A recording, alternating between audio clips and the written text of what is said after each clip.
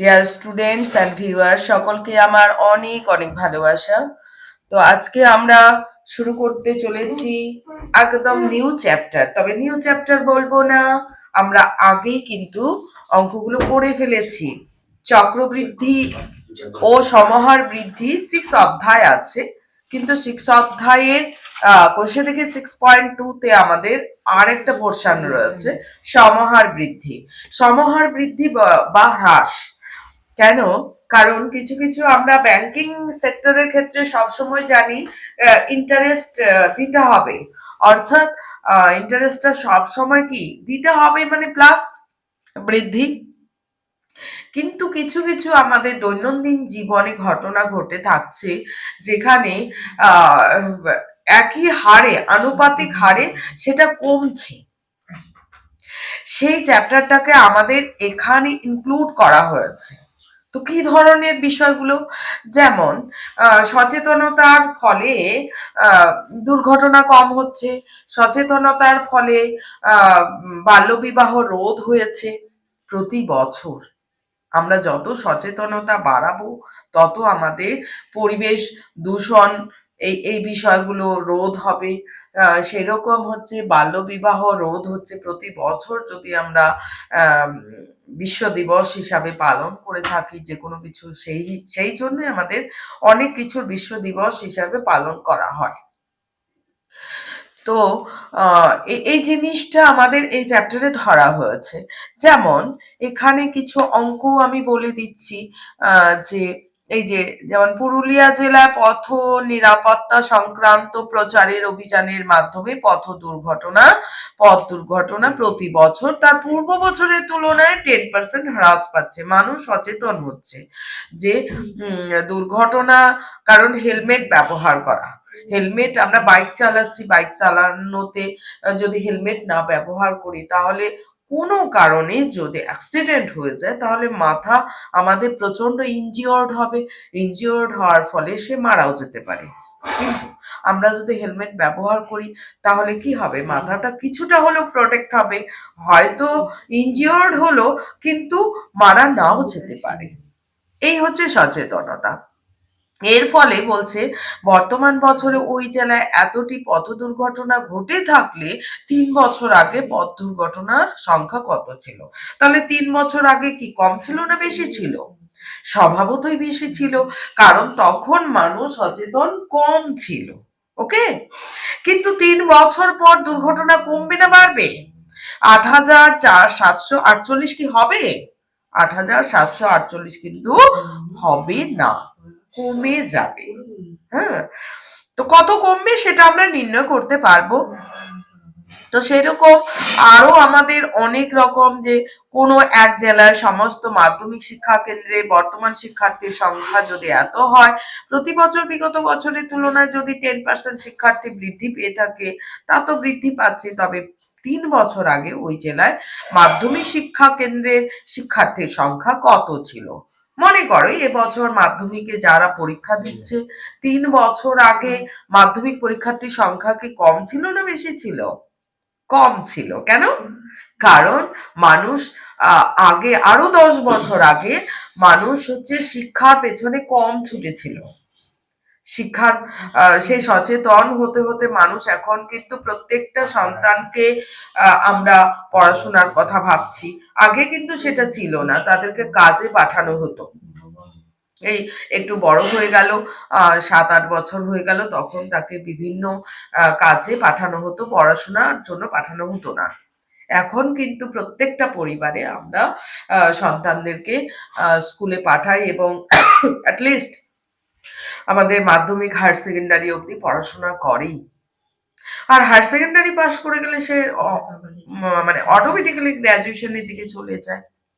তো এইভাবে যেমন শিক্ষার্থীর সংখ্যা বেড়ে গেছে, অর্থাৎ 3 বছর, 3 বছর পূর্বে বর্তমান যদি এই সংখ্যাটা শিক্ষার্থীর সংখ্যা থাকে, 3 বছর পূর্বে কম ছিল না বেশি ছিল? কম ছিল। 3 বছর পরে আরো বেড়ে যাবে, 3,993 হবে না, বেড়ে যাবে, কারণ সবাই সবার সন্তানকে পড়ানোর চেষ্টা করছে। তো এই জিনিস, এই যে দৈনন্দিন জীবন, এই জীবনযাত্রার বিভিন্ন জিনিসগুলো আমাদের কিছু কিছু জিনিস, কিছু কিছু বিষয় সমহারে যেমন বৃদ্ধি পায়, কিছু কিছু বিষয় সমহারে কমে যায়। সেটাই, সেই জন্য চক্রবৃদ্ধি সুদের অন্তর্ভুক্ত করা হয়েছে। একই ফর্মুলা, ফর্মুলার কোনো পরিবর্তন হয়নি। চক্র যদি বৃদ্ধি পায় তাহলে আমরা সবসময় সেটাকে প্লাস ধরবো ফর্মুলায়, পি ইন্টু 1 + r/100 এর whole to the power n। আর যদি যদি কমে যায়, যদি পূর্বের ঘটনা ঘটায়, না পূর্বে না, আমি হ্রাসের কথাটা বলছি, হ্রাস বিষয়টা হয় কমে যাচ্ছে, তাহলে সেখানে আমরা মাইনাস চিহ্নটা পি ইন্টু 1 - r/100 এর whole to the power n, এই ফর্মুলাটা ইউজ করব। তাহলে ধরা যাক, শুরু করা যাক আমাদের অঙ্ক। আর আমার করানো বোঝানো যদি খুব ভালো লেগে থাকে অবশ্যই চ্যানেলটি সাবস্ক্রাইব করে দেবে এবং বেল আইকনটি অবশ্যই প্রেস করবে অল নোটিফিকেশনে, তাহলে পরবর্তীকালে ভিডিওগুলো সমস্ত পেয়ে যাবে। আর আগের আগের অঙ্কগুলো সমস্ত পেয়ে যাওয়ার জন্য ডেসক্রিপশন লিঙ্কে থেকেই পেয়ে যাচ্ছ সমস্ত অঙ্ক, যে সমস্ত চ্যাপ্টার একদম আমার নিউ চ্যানেল, যে সমস্ত অঙ্ক করা হয়েছে একদম কমপ্লিটলি করা হয়েছে। আর অবশ্যই বন্ধু বান্ধবদেরকেও শেয়ার করে দেবে, লাইক ও কমেন্ট করে আমাকে, প্রচুর প্রচুর লাইক কমেন্ট করে আমাকে উৎসাহ প্রদান করবে। ওকে, তাহলে আমরা শুরু করছি। এখানে আমি অন্যভাবে অঙ্ক করাবো, যে সিস্টেমেটিক প্রতিটা অঙ্ক করাবো এভাবে নয়, আমি করাবো হচ্ছে দুটা সিস্টেমে, অঙ্কটা রয়েছে দুটা না তিনটা সিস্টেমে। যাই হোক, সিস্টেম বলতে দুটা সিস্টেম, একটা হ্রাস বা বৃদ্ধি, মানে বর্তমানের পরের বিষয়টা করাবো, একবার বর্তমানের আগে হলে কি হয় সেটা করাবো। তাহলে বর্তমানের পরে যে পরের ঘটনাগুলো কি ঘটবে সেটা আমি আগে বের করছি। তাহলে যে কোনো অঙ্ক যদি এই পুরো অঙ্কটা গোজামিল ভাবে আছে, সেই নতুন শিক্ষার্থীদের ক্ষেত্রে সেটা কঠিন মনে হতে পারে। সেই জন্য আমি যদি এটাকে দুটো সিস্টেমে রেখে দিই তাহলে দেখা যাচ্ছে যে ভয়টা কমে যাবে। প্রথমেই যদি আমি এলোমেলো করে দিই তাহলে কি হচ্ছে, নিউ শিক্ষার্থীদের ক্ষেত্রে, নিউ না, যারা একটু দুর্বল টাইপের তাদের ক্ষেত্রে কিন্তু মনে হবে এটাই করব ওটাই করব, সেটা নয়। বিষয়টা কি, সেই বিষয়টা যদি বোধগম্য হয়ে যায় তাহলে কিন্তু সে অনায়াসে তখন মিক্সচার হিসাবে করতে পারবে। আমি প্রথমে যেগুলো পরে, বর্তমানের পরে 2 বছর পরে কত হলো, 2 বছর 3 বছর পরে কত হলো, এই সমস্ত অঙ্কগুলো আগে করাচ্ছি। তাহলে সেই অঙ্কগুলো আইডেন্টিফাই করে নিই। 2 বছর পরে, 3 বছর পরে, 3 বছর পরে মূল্য কত হবে, এইটা পূর্বের ঘটনাটা আমি পরে বোঝাচ্ছি। তো এটাও 4 5 একই টাইপের হয়ে যাবে। 3 বছর পরে আমি করাবো 1 2 3, তারপরে 6, তারপর যতটা পারা যায়। ওকে, 1 নাম্বার বলছে বহরমপুর গ্রামের বর্তমান লোক সংখ্যা, বর্তমান লোক সংখ্যা দিয়ে দিয়েছে। ওই গ্রামে প্রতি বছর জনসংখ্যা বৃদ্ধির হার 3% হলে 2 বছর পরে ওই গ্রামের জনসংখ্যা কত হবে। 2 বছর পরে, পরে পরে হলে কি হবে, বাড়বে, তাই তো, স্বাভাবিক ব্যাপার, বাড়বে। তো বৃদ্ধি হচ্ছে, বৃদ্ধি মানে প্লাস, আমরা ফর্মুলাটা কি ইউজ করব, প্লাস। তাহলে লিখবো বর্তমান লোক সংখ্যা, এটাই কিন্তু আসল বা আসল। পি ইকুয়াল টু, আমি পি আইডেন্টিফাই করলাম, ধরে নিলাম, তাহলে 4টা 0, এত জন। তারপরে হচ্ছে বৃদ্ধির হার, সমহার বৃদ্ধি, বৃদ্ধির হার আর ইকুয়াল টু 3%। এইবার সময় কত, সময় n ইকুয়াল টু 2 বছর।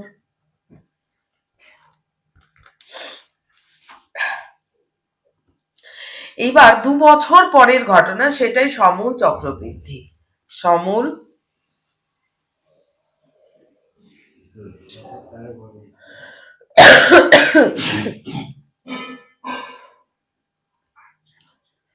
আর হ্রাস হলে সমূল চক্র হ্রাস কথাটা লিখবো। সমূল চক্র বৃদ্ধি অর্থাৎ 2 বছর পর লোক সংখ্যা কত হলো, তাহলে পি ইন্টু প্লাস হয়ে যাবে, বৃদ্ধি হলো আর by 100 whole to the power N.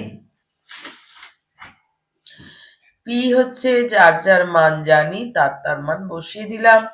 1 plus আর মানে 3 বাই 100 এর whole to the power n মানে 2। এবারে ক্যালকুলেশন, 100 যোগ 3 স্কোয়ার,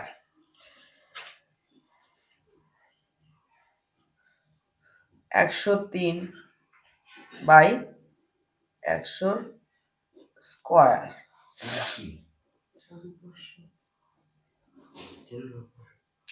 এটা মানে কি 103 গুণন 103 ডিভাইডেড বাই 100 গুণন 100।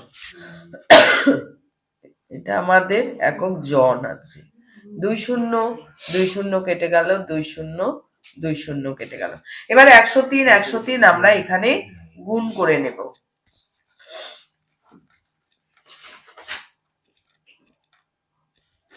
3 × 9 0, 3 × 3। এবার 0 দিয়ে 0, এবার 1 দিয়ে এরকম করা যায়, আরেকটা ঘর 0 0 করা যায়, এইভাবেও করা যায়। 0 দিয়ে 0 দিয়ে দিলাম, এবার 1 দিয়ে 3 0 1, তাহলে 9 0 6 0 1, তাহলে কত দাঁড়ালো 10609 জন। সমূল চক্র বৃদ্ধিটা হচ্ছে এত, অর্থাৎ 2 বছর পর ওই গ্রামের জনসংখ্যা কত হবে, এই সংখ্যাটা হবে। তাহলে উত্তরে কি লিখবো, উত্তর কিন্তু আমাদের লিখতেই হবে 2 বছর পরে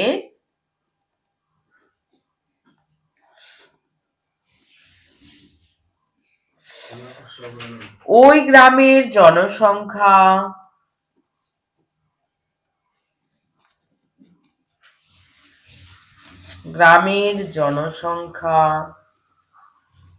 জনসংখ্যা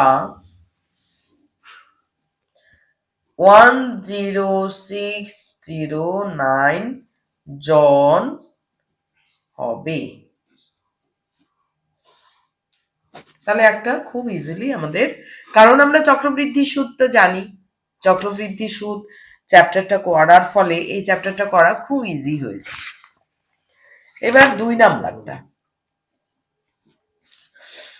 নাম্বারটাতে মানটা বড়, কিন্তু একই জিনিস। কোন একটি রাজ্যে প্রতি বছর জনসংখ্যা বৃদ্ধির হার 2%, এখানে 2% হচ্ছে বৃদ্ধির হার। জনসংখ্যা বর্তমান জনসংখ্যা এত হলে 3 বছর পরে ওই জনসংখ্যা কত হবে, পরে, অর্থাৎ বর্তমান জনসংখ্যা দিয়ে দিয়েছি এখানে 3 বছর, এটা কিউব হয়ে যাবে শুধু, তাই না? তাহলে বর্তমান জনসংখ্যা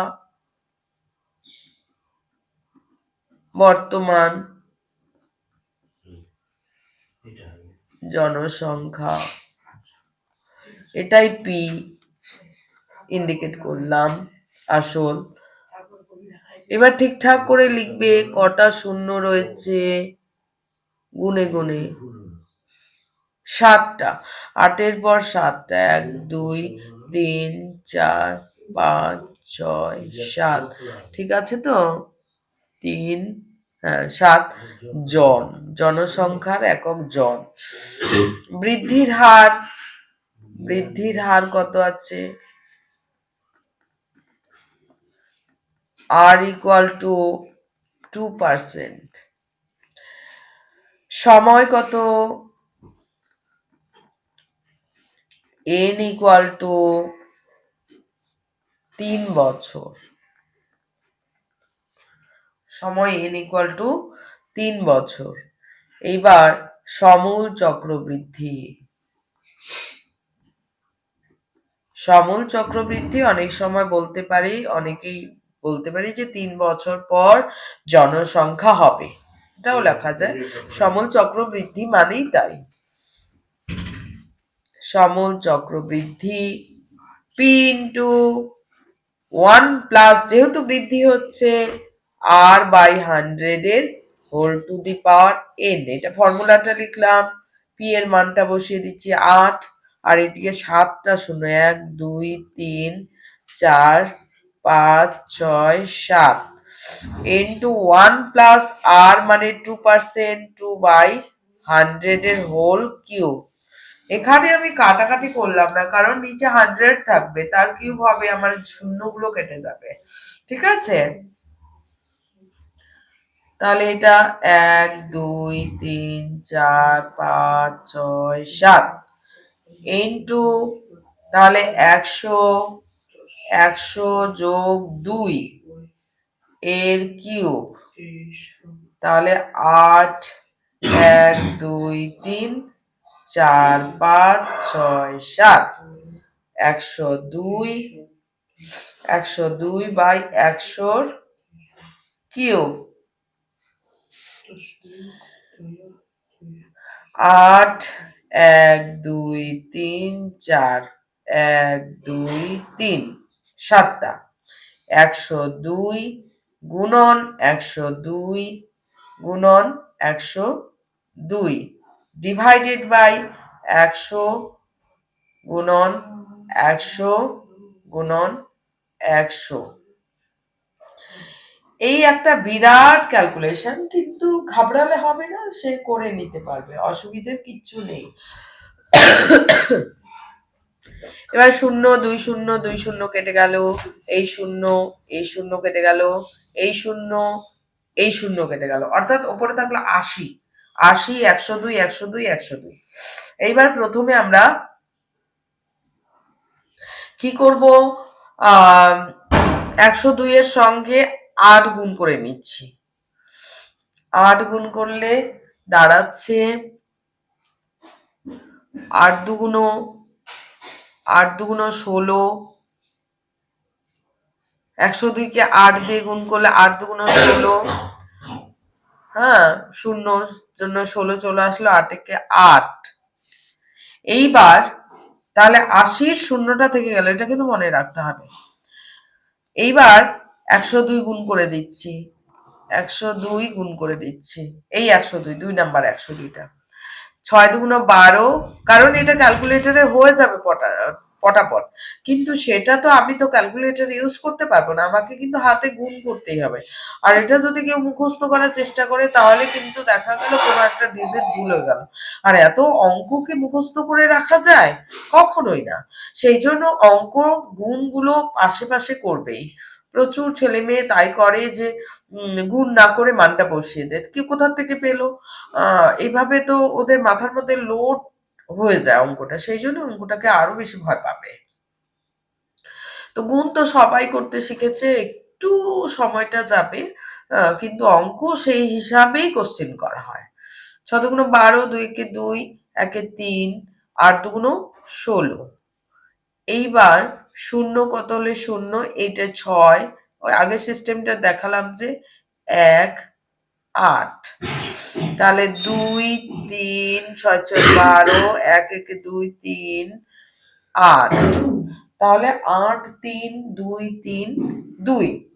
এইবার একে আবার 102, এই 102টা বাকি আছে, 102 দিয়ে গুণ করে দিচ্ছি, 2 দুগুণ 4, 3 দুগুণ 6, 2 দুগুণ 4, 3 দুগুণ 6, 2 8 দুগুণ 16, কেটে গেল, শূন্যর জন্য কেটে 2 3 2 3 8, তাহলে 4 6 4 2 6 6 3 9 6 2 8 3 1 4 8 8 4 8 9, 664। আর একটা শূন্য কিন্তু বাকি আছে, এই শূন্যটা কিন্তু বসাইনি আমি। হ্যাঁ, এখানে একটা শূন্য, এই শূন্যটা এখানে চলে আসবে, এই শূন্যটা এখানে চলে আসলো, তাহলে দাঁড়ালো 8 4 8। এই সাইডে গুণ করার অর্থটা কি? সাইডে, এই সাইডে যদি আমরা জায়গা রেখে একটু গুণ করে ফেলতে পারি, তাহলে এখান থেকে যে এত বড় ডিজিটটা, এত বড় সংখ্যাটা যদি অন্য পেজে করি, এই এরকম এরকম করে ঢুকতে গিয়েও অনেক সময় কিন্তু মিস হয়ে যায়। হ্যাঁ, এখানে করাতে আমি দেখে দেখে, সুন্দর করে দেখে দেখে করতে পারবো। 8 9 6 6 4 0 জন, এটা কি? লোক সংখ্যা।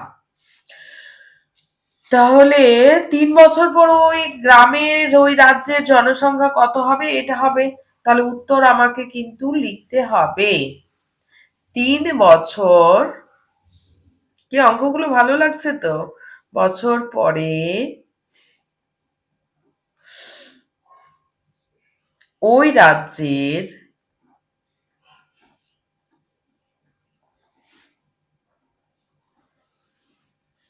জনসংখ্যা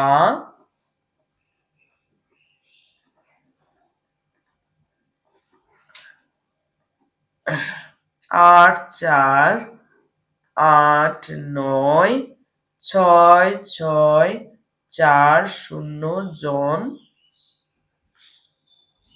হবে।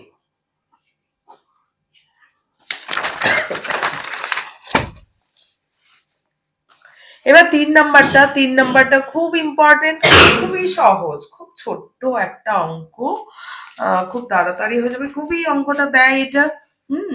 পাড়ার একটি লেদ কারখানা একটা মেশিনের মূল্য প্রতি বছর 10% হ্রাস পাচ্ছে। জিনিসের দাম, মোবাইল, প্রথম যখন মোবাইল আসলো 2002-3-এর দিকে মোটামুটি পেলাম, তখন কিন্তু অনেকটাই দাম, একদম কোনো ক্যামেরা নেই, কিছু নেই, তাতে কিন্তু 4-5 হাজার টাকা দিয়ে আমাদের কিনতে হয়েছিল। আহ, তো কিচ্ছু ছিল না, কোনো ফাংশনই ছিল না। এখন কিন্তু সেই মোবাইলগুলো আমরা মোটামুটি 800-900 হাজারের মধ্যে পেয়ে যাচ্ছি। আর ক্যামেরা মোবাইলগুলোও এখন দেখা যাচ্ছে যে, যে মোবাইলগুলো 3-4 বছর আগে আমরা 15-20 হাজার টাকা পেয়েছিলাম, এখন সেগুলো 7-8 হাজার টাকায় পাওয়া যাচ্ছে। তো আসলে যত প্রযুক্তি বাড়বে, উন্নতি হবে, তত কিন্তু আমরা এই সমস্ত জিনিসগুলো কমে পাবো। কারণ বিজনেস মাইন্ডটাই হচ্ছে, যত মানুষের মধ্যে ছড়িয়ে দিতে পারবে, তত তাদের বিজনেস প্রফিট কম রাখুক, কিন্তু সেখানে যদি কাস্টমার বেশি হয়ে যায়, তাহলে কিন্তু প্রফিট অনেক বেশি। এটা হচ্ছে বিজনেসের সিক্রেট। তো এখানে তাই মেশিনটির বর্তমান মূল্য 1 লাখ টাকা, একক, দশক, শতক, হাজার, অযুত, লক্ষ, 1 লক্ষ টাকা। 3 বছর পরে যেহেতু হ্রাস পাচ্ছে, 10% হ্রাস পাচ্ছে, তাহলে কি হবে?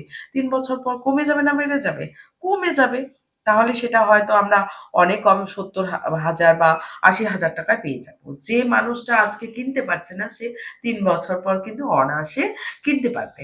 তো যাই হোক, কিভাবে আমরা অঙ্কটা করব? এখানে আমরা হ্রাস পাওয়া কথাটা আমি আগেই বলেছিলাম, যে হ্রাস পেলে সেখানে আমরা মাইনাস চিহ্নটা ইউজ করব। তো করে ফেলি এটা। 3 নম্বরে বর্তমান মূল্য, মেশিনটির মূল্য, মেশিনটির বর্তমান মূল্য, বর্তমান মূল্যকেই আমরা পি ধরবো, সব সময়ের জন্য পি ধরবো, বর্তমান মূল্যকে আমরা পি ধরবো। পি ইকুয়াল টু 1 লক্ষ টাকা। দশক, শতক, হাজার, অযুত, কটা শূন্য? 5টা শূন্য, এত টাকা। আর একটু এদিক থেকে শুরু করতে, যাই হোক।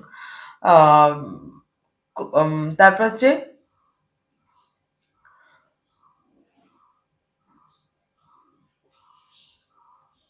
সমাহার,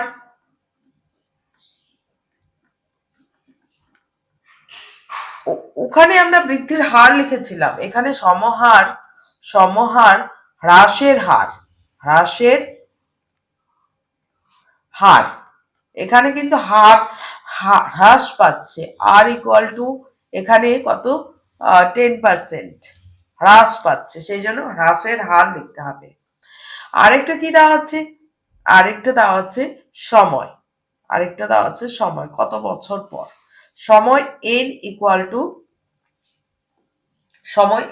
টু কত? 3 বছর। তাহলে এই কথাটা আমরা সমহার সমূল চক্র হ্রাস লিখতে পারি, অথবা 3 বছর পর মেশিনটির মূল্য, এটাও লিখতে পারি। সমূল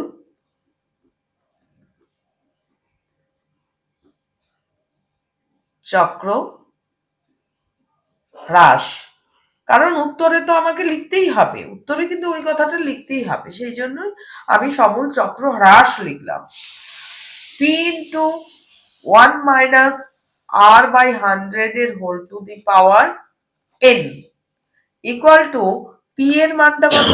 1 লক্ষ। 1 মাইনাস r মানে 10 বাই 100 এর হোল কিউব, তো 0 0 কেটে গেল, তাহলে 1/10 এটা ক্যালকুলেশন করব।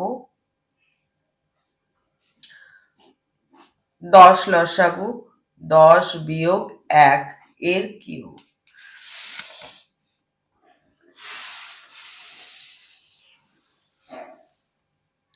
তাহলে 9, উপরে কত থাকলো? 9/10 এর কিউব।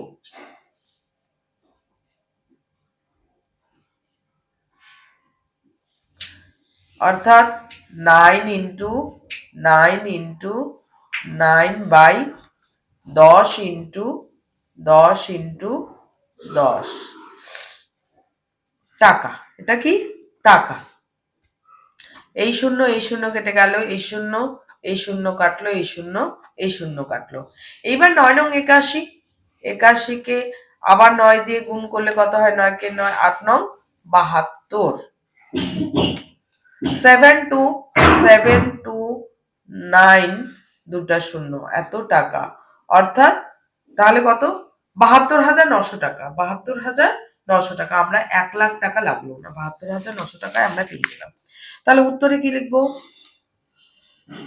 উত্তরে লিখবো 3 বছর পরে ওই মেশিনটির মূল্য, 3 বছর পরে ওই মেশিনটির মূল্য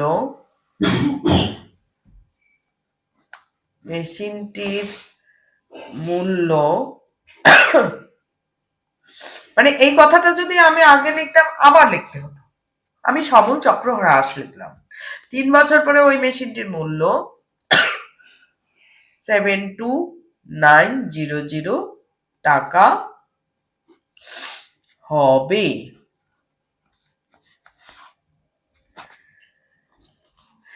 তো আজকের ক্লাস এই পর্যন্তই। একদম খুব ভালো করে অঙ্কগুলো করবে, আর ভালো লাগলে অবশ্যই চ্যানেলটা সাবস্ক্রাইব করে বেল আইকনটি প্রেস করে দিয়ে অল নোটিফিকেশনে ক্লিক করে দেবে, তাহলে পরবর্তীকালে ভিডিওগুলো পেয়ে যাবে। আর বেশি বেশি লাইক এবং কমেন্ট করে আমাকে উৎসাহিত করবে এবং শেয়ার করে দেবে, বেশি বেশি করে শেয়ার করে দেবে। Thank you.